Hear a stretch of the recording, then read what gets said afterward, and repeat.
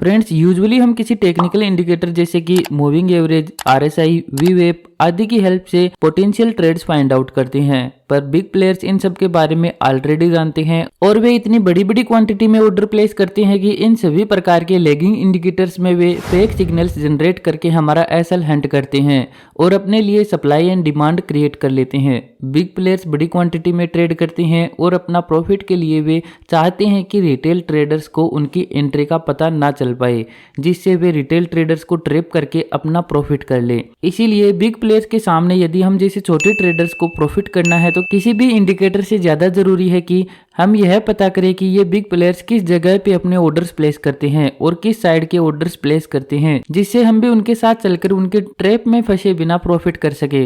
इसलिए आज की इस वीडियो में हम डिस्कस करने वाले हैं एक बहुत ही महत्वपूर्ण सप्लाई एंड डिमांड जोन के बारे में, जहां पर बिग प्लेयर्स अपने पोजीशंस बनाते हैं।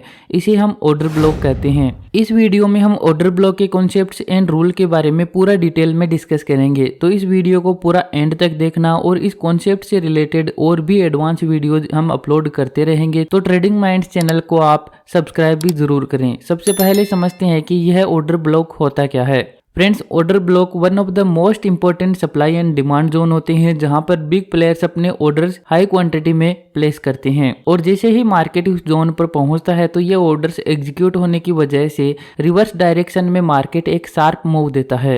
ये ऑर्डर्स इतनी बड़ी क्वांटिटी में होते हैं कि एक बार में सभी ऑर्डर्स एग्जीक्यूट नहीं हो पाते, इसलिए नेक्स्ट टाइम भी मार्केट जब इस जोन पर पहुंचता है तो अगेन बचे हुए ऑर्डर्स एग्जीक्यूट होने पर मार्केट फिर से एक शार्प मूव देता है, जो कि हमारे लिए एक अच्छी ट्रेड अपॉर्चुनिटी हो सकती है। इसलिए इन ऑर्डर ब्लॉक्स को आइडेंटिफाई करना इतना इम्पोर्टेंट होता है। इससे हम बिग प्लेयर्स के साथ उनकी डायरेक्शन में ट्रेड लेकर उनसे ट्रैप होने से बच सकते हैं। तो इन ऑर्डर ब्लॉक्स को आइडेंटिफाई करने के लिए क्या रूल्स है, चलिए इन्हें जान लेते हैं। ऑर्डर ब्लॉक्स को चार्ट पर आइडेंटिफाई करने के लिए मेनली 4 रूल्स को फॉलो करना होता है, जिनको ध्यान में रखते हुए आप एक इफेक्टिव ऑर्डर ब्लॉक पर ट्रेड ले सकते हैं। सबसे पहले है इम्बैलेंस। जब भी बिग प्लेयर्स मैसिव क्वांटिटी में ऑर्डर्स प्लेस करते हैं किसी जोन पर तो बायर्स एंड सेलर्स के बीच में इम्बैलेंस क्रिएट होता है, जिसके कारण हमें इस प्रकार के बिग मूव्स देखने को मिलती हैं। यानी कि जो ऑर्डर ब्लॉक होगा उसके बाद हमें सिग्निफिकेंट मूव एक पर्टिकुलर साइड में देखने को मिलेंगे। तो जैसे कि यहाँ पर इस प्रकार के बुलिश सिनेरियो में लास्ट वीक बियरिश कैंडल जो होगी उसके हाई एंड लो को हम मार्क कर लेंगे as an order block zone, या फिर जो फर्स्ट वीक बुलिश कैंडल होगी उसे ऑर्डर ब्लॉक जोन के रूप में मार्क करेंगे। जैसे कि यहाँ पर आप इसके एग्जाम्पल चार्ट पर देख सकते हैं। यदि बिग मूव से पहले जो वीक कैंडल बनी है उसकी वीक ज्यादा लंबी है तो हम केवल वीक को ही ऑर्डर ब्लॉक जोन के रूप में मार्क करेंगे। इसी प्रकार से आप बियरिश साइड में भी ऑर्डर ब्लॉक जोन को आइडेंटिफाई कर सकते हैं। इसके बाद में सेकंड रूल है break of structure.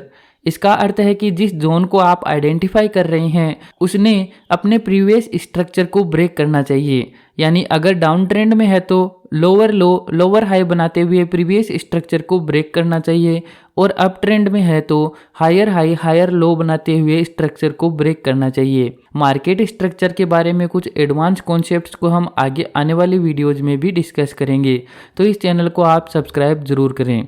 Next rule है इनएफिशिएंसी। चलिए इसको इस एग्जाम्पल से समझते हैं। ये दोनों चार्ट हमें सेम से दिख रहे हैं। यहाँ पर वीक नहीं है तो हमें लगता है कि इस ऑर्डर ब्लॉक के बाद एक स्ट्रॉन्ग अप मूव आया है, लेकिन जब हम इन दोनों को विक्स के साथ में देखें तो पता चलता है कि इस एग्जाम्पल में मार्केट ने यहाँ से रिजेक्शन लिया है और यहाँ तक आने के बाद फिर ऊपर गया है। तो इस सिचुएशन में यहाँ पर बचे हुए सारे ऑर्डर्स जो है वो एब्जॉर्ब हो चुके हैं और अब फिर से इस लेवल पर आने पर मार्केट के रिएक्ट करने के चांसेस काफ़ी कम है, क्योंकि यहाँ पर अब कोई ऑर्डर्स नहीं बचे हैं। जबकि नेक्स्ट सिनेरियो में आप देखोगे तो मार्केट इस जोन पर वापस नहीं आया है और जो भी एक पुल बैक का वेट कर रहे हैं वे अपने ऑर्डर्स इस जोन में प्लेस करेंगे, और जैसे ही मार्केट इस जोन पर आएगा तो ऑर्डर्स एग्जीक्यूट होंगे और प्राइस रिएक्ट करेगा। इसे ही हम इनएफिशिएंसी बोलते हैं। इसके बाद अगला रूल है कि मार्केट अनमिटिगेटेड होना चाहिए। यानी कि जब तक मार्केट किसी ऑर्डर ब्लॉक को मिटिगेट करके नीचे या ऊपर नहीं निकलता है तब तक वह हमारे लिए वैलिड है, और जब मार्केट इस ऑर्डर ब्लॉक को क्रॉस करके नीचे निकल जाए तो वह हमारे लिए इनवैलिड हो जाता है। इसके कुछ एग्जांपल्स देखेंगे तो आप ये देख सकते हैं। यह बैंक निफ्टी का एक 1 आवर टाइम फ्रेम का चार्ट है। जब तक इसे जब तक इसने इसे मिटिगेट नहीं किया था, मार्केट इसे रिस्पेक्ट कर रहा था और ट्रेड लेने के लिए यह वैलिड था, और इसे मिटिगेट करने के बाद यह ट्रेड लेने के लिए वैलिड ऑर्डर ब्लॉक नहीं रहता है। तो फ्रेंड्स, इसी तरह के कुछ और एडवांस कॉन्सेप्ट्स हम आगे आने वाले वीडियोज़ में भी डिस्कस करते रहेंगे। तो वीडियो से कुछ सीखने को मिला हो तो हमें सपोर्ट करने के लिए वीडियो को लाइक ज़रूर करें। Thanks for watching, have a nice day.